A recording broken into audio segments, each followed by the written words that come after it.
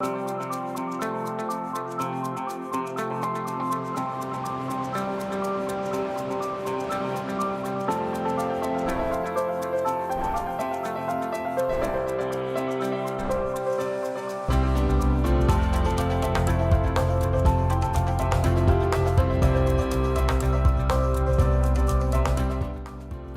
afternoon and thanks for joining us. I'm Judy Simpson. The 2015 Vermont Farm Show is just a few weeks away. The three-day show opens on January 27th at the Champlain Valley Expo in Essex Junction. The Farm Show is the state's largest agricultural showcase, and it's also appealing to the general public with opportunities to see, taste, and buy Vermont products and participate in the traditional consumer night. One of the highlights is honoring the Dairy Farm of the Year from this past year. The winners were a farm family in Windsor County. Keith Silva has their story. Doloff Acres is a small dairy farm in Springfield, Vermont. So small, until a couple weeks ago, the farm didn't even have a sign. We've been here 17 years now, and we've never had a sign. I called a guy in Unique Signs, and he come right over, and he came up, with the whole idea and put it down by the road, and there it sits. So it's pretty exciting. Not long before the farm sign went in, Heidi and Mike Doloff received another sign. This time, it was a call telling them they'd been named the Vermont Dairy Farm of the Year for 2014. Mike is still feeling a little overwhelmed. It was hard. We were nominated a couple of years ago, and I had to go and give the phone to Heidi because it means a lot. You can't explain it. You're kind of speechless, as in how it feels. We put a lot of work into this. It's not picture perfect, but, it's always a work in progress, and we're always, wanting to, change this or change that. And it's definitely an overwhelming, it's that somebody recognizes your hard work. The Doloffs milk 80 cows. That's half the size of the average Vermont dairy herd. They have some help from time to time, but for the most part, they are Doloff Acres, and Doloff Acres is Heidi and Mike. Other than that, I haven't seen any activity in the barn. They started farming here in 1997 with 30 cows and all the grit, discipline, and effort it takes to be a successful dairy business. The one thing we had going for us was we had 30 cows. So we had a start.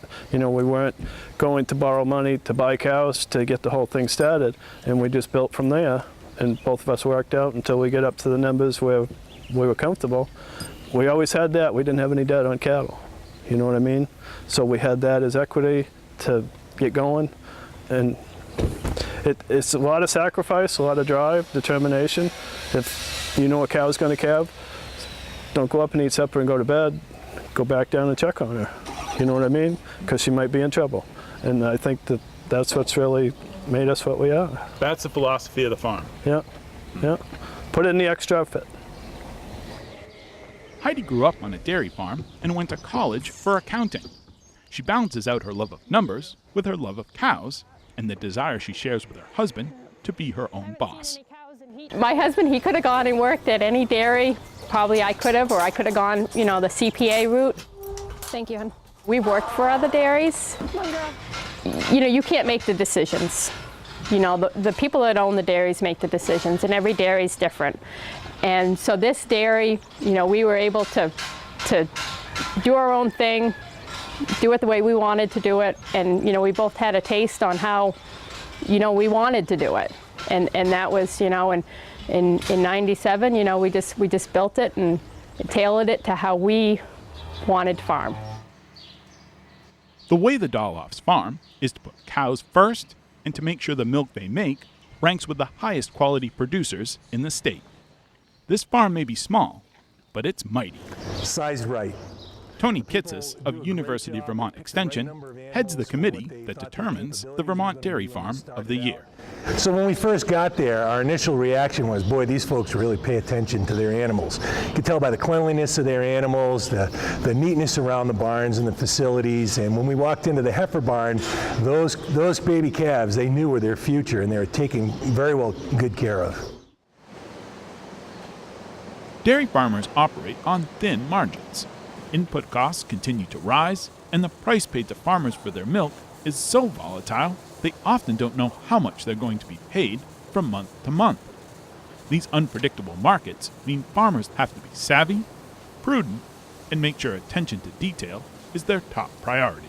When I first got the applications in this year, I saw their name come across, and it's our practice to give all the names to the judges and allow them to choose the 3 finalists that they want to go see. Once they were chosen again as finalists, I knew there was something special about this farm that farmers themselves wanted to see in what they were doing. It's something that's really hard to put your finger on it, but you know it when you see it. You know that it really comes down to attention to detail. It comes down to the love and passion that people put into their vocation. And that's that humble nature, I think, that Heidi and Mike have, that many of the recipients of this Green Pastures Award have shown us over the years. The price farmers are getting for their milk right now is double what it was in 2009. That's when the dairy industry bottomed out, and farmers received the lowest price for their milk since the late 1980s. Not to mention now, operating costs are skyrocketing. More money in the milk check means the Dolofs can repair the back wall of their milking parlor. It's nothing fancy, just what needs to be done. You don't buy stuff and base expenses on a year like this. You know, you should have excellent cash flow on a year like this and be able to put some away. So if there is another 09, 09 was scary. Scary for everybody. But you know, you just buckle down where it was just Mike and I. You know, it wasn't easy to buckle down. But you know, we were able to buckle down and not have to borrow money to stay in business. I know there wasn't many farms that could do that. In a year like this, I mean, you know, we do projects like, you know, fixing the back wall in the milking parlor, maybe replacing a skid steer, or just putting money away for another time. For the record, it's not all prudence and hard work on Dolof Acres. Heidi and Mike are raising 2 children. There's Matt, who likes to drive his tractor around, and Hannah, who wanted the farm to have t-shirts so she could wear one to school. Hannah also names the cows. No surprise, one of them is named Moxie. They all have different personalities, and you know, sometimes a lot of the names fit. They're just all part of the family. The Dolofs have found a way to farm that works for them. They do their job, and they do it well. Just put your nose down and make good decisions and push hard, and you can do it. We had a lot of people that said you can't. There's no way you're gonna do it. I don't know. It was just a lot of things that, you know, it's hard to get started financially and make it all work. Yeah. Yep, we've come a long ways. It hasn't been an easy road, but it's been very worthwhile. I look at what we've built here, and you know, every animal here has been born and raised here. I've raised them in the hutches. You know, we've brought them up through and calved them in and milked them, and it's just, you know, you just beam with pride. Some days, you know, you look at your cows and it's like, you know, we've built this, you know, and it's rewarding. It's a lot of work, but it's a rewarding way of life. Drive, determination, and a lifetime of rewards. That's Dolof Acres. That's the 2014 Vermont Dairy Farm of the Year. In Springfield, I'm Keith Silva with Across the Fence. Thank you, Keith. The Dolofs will be honored at the farm show on Thursday, January 29th as part of the Dairy Farmers Appreciation Banquet. From cows to dogs, for some animal science students at the University of Vermont, getting hands-on experience with their subject includes lots of tail wagging and belly rubs. Students are learning how to communicate with their canine classmates in order to understand how to train them. Rebecca Gollin tells us more about the class, Understanding and Speaking Dog. Many college students will tell you that when learning a new language, it can be very helpful to practice with a native speaker. Hi. Oops. What's your name, buddy? That's just what this class at UVM is doing. Except that in this classroom, the native speakers have 4 legs and are covered in fur. You can't just expect a dog to sit when you tell them to sit. It's like speaking in a foreign language. The class is called Understanding and Speaking Dog. Students are learning how to communicate with dogs in order to train them. Most people have opinions, thoughts, philosophies about dog training, and what I teach is science. It's fun. Good girl. So remember, don't say the word. Jamie Shaw is a longtime dog trainer and adjunct instructor in the Department of Animal Science. She's teaching her students how to teach a dog to sit. It's not necessarily they understand the word, like sit means to actually sit down. It's that they understand that's what you want from that sound.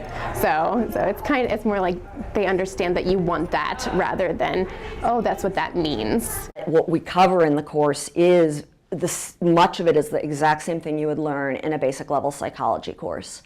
And it's about reinforcement and, literally how does training work? How can you work with the brain to accept and process information? What's the best way to do that? Shaw says that the key to success is to shape the dog's behavior in a series of small steps, with plenty of rewards along the way. She recommends coming up with goals and developing a step-by-step training plan. The way that plan is implemented is called operant conditioning. Operant conditioning is a process where you choose a behavior that you would like a subject to know. So it could be with your roommate that you want to teach your roommate to pick up her dirty laundry instead of leaving it all over the house. Or it could be you want to teach your dog to sit when you ask it to sit instead of having it jump on visitors when they come to the house.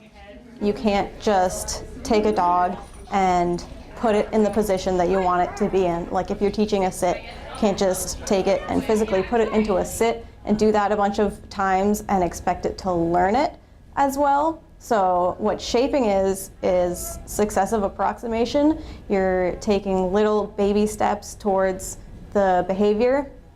So every time it puts its butt down a little bit more, you reward that. And you use luring.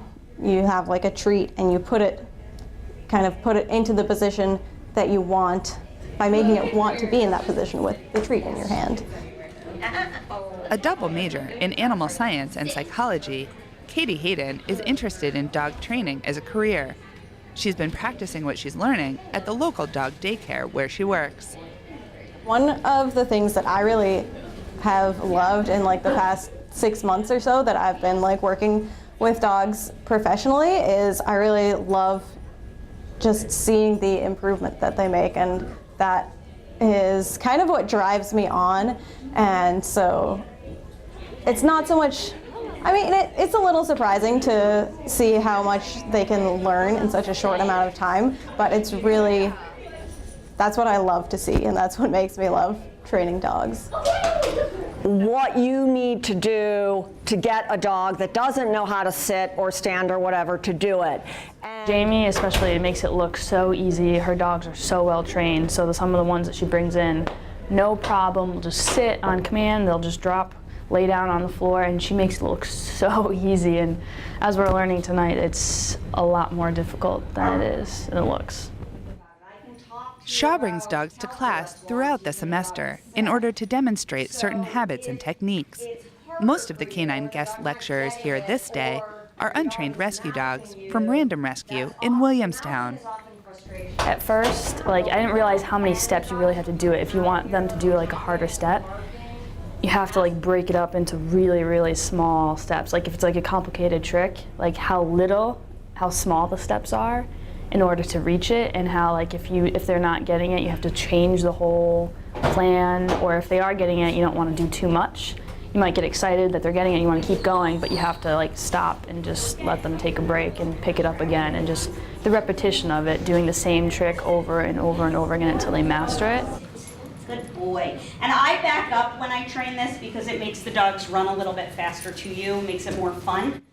Teaching dogs some new tricks and learning some themselves, these UVM students are on their way to being fluent in the language of dog. In Burlington, I'm Rebecca Gollin with Across the Fence. Thank you, Rebecca, and thank you for joining us. That's our program for today. I'm Judy Simpson. We'll see you again next time on Across the Fence.